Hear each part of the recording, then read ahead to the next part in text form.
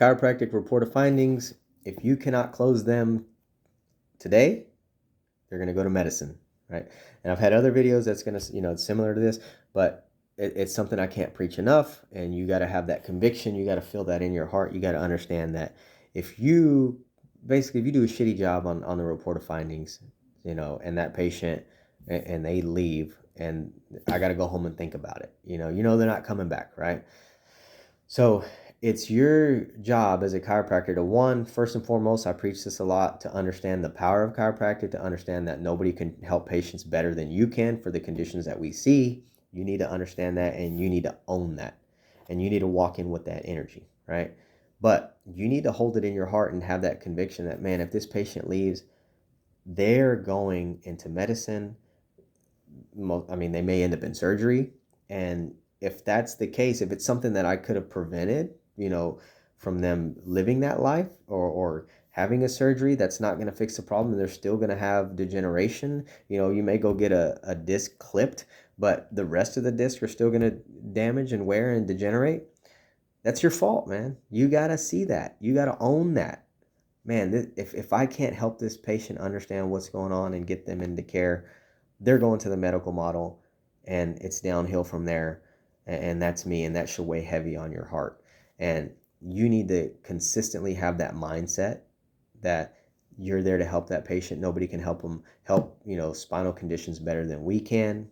And you need to be able to explain that and come off wholeheartedly to where they understand and they get that. And if you do it right, you're going to sign up more patients. But you got to know that you need to do everything you can. You need to practice. You need to practice, explaining report of findings. You need to practice whether it's objections. You need to practice tonality, body language, empathy. You need to practice getting into the shoes of the patient and understanding and feeling what they're trying to get and understand and try to feel what they're feeling. You need to practice this stuff regularly. I have my practice. I have, as of now, I have 5 associates. I have a huge practice, right?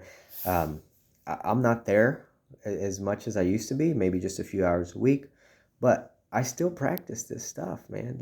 For me, it's fun. I love it. I love the energy, but you need to drill. You need to listen to, whoever it may be, John D. Martini, right? You need to listen to Grant Cardone, Jordan Belfort, whoever it is, Ed Milet, whoever it is, Wayne Dyer, whoever it is that connects with you and it gets you into that centered place, and it gets you into that caring position, but also into that business model, to that to where you understand where you can bridge that gap between the help, hope, and care for the patient, but also selling that.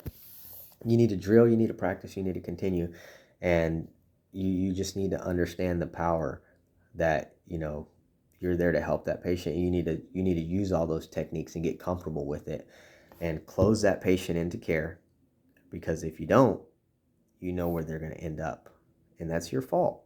And you should have that conviction, and if you hold that conviction truly in your heart, you're gonna come off caring. You're gonna take the time to explain to them so they understand, and you're gonna take care of that patient. You're gonna get that patient better. Good deal.